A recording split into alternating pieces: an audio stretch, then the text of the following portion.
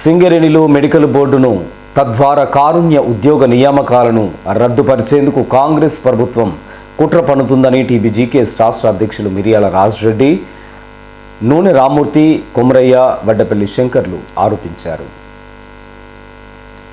తండ్రి కొడుకుల ఉద్యోగాలను కాలరాయడంలో వారసత్వాన్ని ప్రస్తుత సీఎం రేవంత్ రెడ్డి బంద్ చేస్తున్నారని విమర్శించారు. సోమవారం సాయంత్రం టీబీజీకేఎస్ కార్యాలయం నుండి ర్యాలీగా గోదావరికని ఆర్జీ1 జీఎం కార్యాలయం ముందు ధర్నా చేపట్టారు. మిరియాల రాజరెడ్డితో పాటు నూనె రామ్మూర్తి, కొమరయ్య, వడ్డపల్లి శంకర్ మాట్లాడుతూ గతంలో గోల్డెన్ షేక్ హ్యాండ్ పేరు మీద 20,000 మందిని డిస్మిస్ పేరిట 10,000 మందిని తొలగించిన నాటి ప్రభుత్వాల మాదిరిగానే ప్రస్తుతం కాంగ్రెస్ ప్రభుత్వం వ్యవహరిస్తుందని మండిపడ్డారు. తెలంగాణ ఉప ముఖ్యమంత్రి బట్టి విక్రమార్క అసెంబ్లీ సాక్షిగా మాట్లాడుతూ కాంగ్రెస్ ప్రభుత్వం ఏర్పడక ముందు 13,000 మందిని ఉద్యోగాలకి తీసుకున్నారని, దీనిలో అవకతవకలు జరిగాయని ఆరోపణలు రావడంతో విచారణ జరుగుతుందని పేర్కొనడం హాస్యాస్పదమని విమర్శించారు.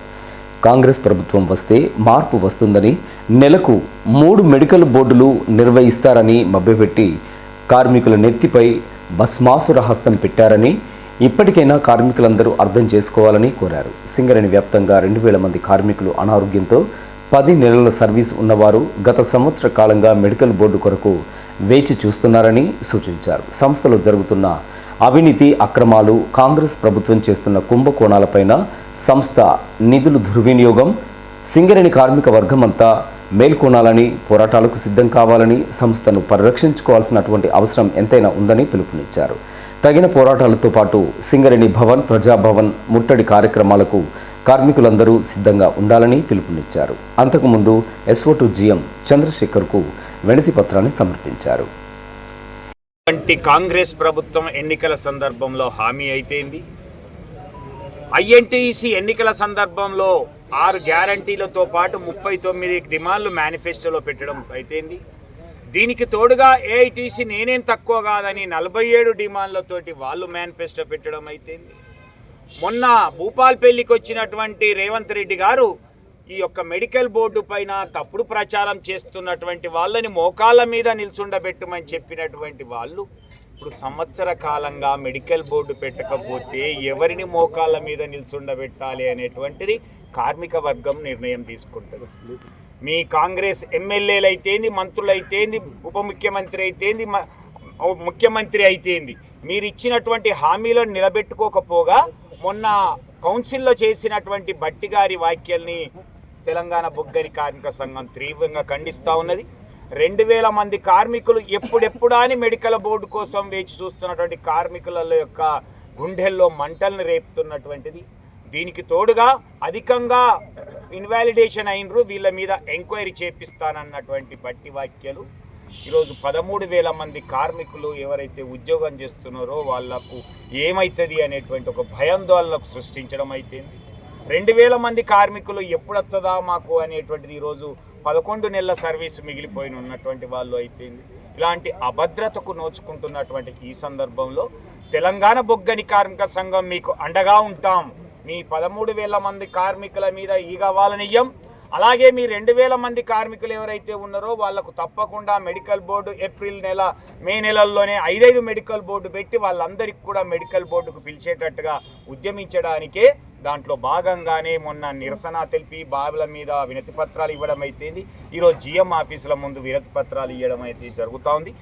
ఉద్యోగ వరప్రదాయని సింగరేణి సంస్థలో తెలంగాణ బిడ్డలకే ఉద్యోగాలు ఇవ్వాలని వాళ్ళకి ఇస్తామని చెప్పి గద్దెనెక్కినటువంటి కాంగ్రెస్ ప్రభుత్వం ఉన్న ఉద్యోగాలను కూడా కొట్టేటువంటి ఒక దుర్మార్గమైన చర్యకు దిగుతూ ఉన్నది. ఇవాళ గడిచిన 5 వాళ్ళ బీఆర్ఎస్ ప్రభుత్వం అధికారంలో ఉన్నప్పుడు 13,119 మంది డిపెండెంట్ ఉద్యోగాలకు 3,400 మంది ఇవాళ 1998లో ఎగ్గొట్టినటువంటి ఉద్యోగాలు ఇచ్చినటువంటి ఘన చరిత్ర. 4,200 పైసలకు ఎక్స్టర్నల్ ఉద్యోగాలు, ఆ రకంగా 20,000కు పైగా ఉద్యోగాలు ఇచ్చి సింగరేణి సంస్థను ఇవాళ 39,000 మంది కార్మికులతోని కలకలలాడే విధంగా చేసింది ఇవాళ బీఆర్ఎస్ ప్రభుత్వం. ఇవాళ నెలకు 2 మెడికల్ బోర్డులు నిర్వహిస్తామని, తద్వారా మొత్తం మందిని మెడికల్ ఫీడ్ చేస్తామని చెప్పినటువంటి కాంగ్రెస్ ప్రభుత్వం, రేవంత్ రెడ్డి సర్కార్ ఇవాళ గడిచిన సంవత్సర కాలంగా కనీసం ఒక్క ఉద్యోగం కూడా ఇవ్వలే. ఒక్కసారి కూడా వారసత్వం కోసం కారుణ్య నియామకాల ప్రక్రియను ప్రారంభించలే. ఆ రకంగా తెలంగాణలోని మొత్తంగా 4 జిల్లాల ప్రజలను మోసం చేస్తున్నటువంటి రేవంత్ రెడ్డి ప్రభుత్వానికి తగిన గుణపాఠం చెప్పాలి. ఒకవేళ మీరు కనుక ఈ ప్రక్రియను కొనసాగించకుంటే, ఇవాళ తెలంగాణ బిడ్డలకు ఉద్యోగాలు ఇవ్వకుంటే మీరు ఇవాళ గద్దె మీద కొనసాగేటువంటి నైతిక అర్హత లేదు. తక్షణమే మీ సీఎం పదవికి రాజీనామా చేయాలని సందర్భంగా డిమాండ్ చేస్తా ఉన్నాం. లో ఒక బర్నింగ్ సమస్య ఇవాళ కార్మికులకు సంబంధించినటువంటిది ఉన్నది. అదే ఈరోజు తెలంగాణ బొగ్గు గని కార్మిక సంఘం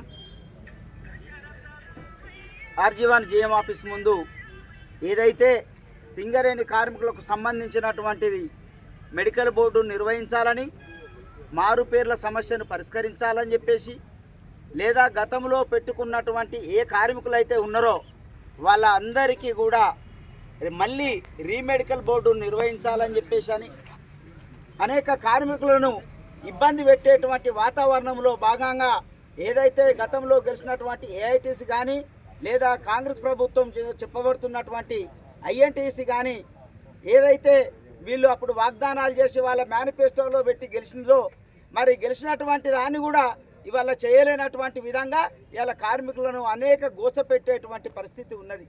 ఇవాళ కార్మిక వర్గం అంతా కూడా డిపార్ట్మెంట్లలో కానీ, బావులలో కానీ, అక్కడ ఉన్నటువంటి పరిస్థానాలంటే వాళ్ళ గులాయిలలో ఒక చర్చ జరుగుతుంది. అరే మా ప్రాణం పోతే తప్ప ఇవాళ మళ్ళీ ఉద్యోగాలు వచ్చేటువంటి పరిస్థితి లేదని చెప్పేసి అని ఇవాళ క్వశ్చన్ చేసేటువంటి వాతావరణం ఏర్పడ్డది. అరే తెచ్చుకున్నటువంటి గతంలోనే 20 ఏళ్ళు మనం బోడగొట్టుకున్నాము. మళ్ళీ కేసీఆర్ గారు మన ఉద్యోగాలు ఇచ్చిర్రు, తీసుకొచ్చిర్రు, నెలకు 3 బోర్డులు పెట్టిర్రు. ఆ ఉన్న బోర్డులు ఈ 2 ఏళ్ళ నుంచి 3 బోర్డులు పెట్టకుండా కూడా పెట్టి దాంట్లో కూడా 10-20 మందిని చేసేటువంటి పరిస్థితి చేసిర్రు. ఇలా మొత్తంగా సంవత్సర కాలంగా అసలు లేనే లేదు. కాబట్టి ఇవాళ దాని మీద ఖచ్చితంగా ఇవ్వాలని చెప్పేసి అని డిమాండ్ చేస్తూ ఆర్జీవన్ జీఎం ఆఫీసు కార్యాలయం ముందు మేము ఇవాళ ముట్టడి కార్యక్రమాన్ని నిర్వహించడం జరిగింది. ఈ ధర్నా కార్యక్రమంలో టీబీజీకేఎస్ ప్రధాన కార్యదర్శి Kethireddy Surender Reddy, senior vice president Nune Komaraiah, కోశాధికారి Chelpudi Satish, joint secretary Panuganti Sattaiah, organising సెక్రటరీలు Poladi Srinivasarao, Challa Ravinder Reddy, Pogaku Ramesh, branch committee, fit committee నాయకులు దూట శేషగిరి, జనగామ మల్లేష్, పల్లె సురేందర్, పులిపాక శంకర్, రెహమాన్, రాజు, భాస్కర్, కిరణ్, రవి, తిరుపతి, సునీల్ తదితరులు పాల్గొన్నారు.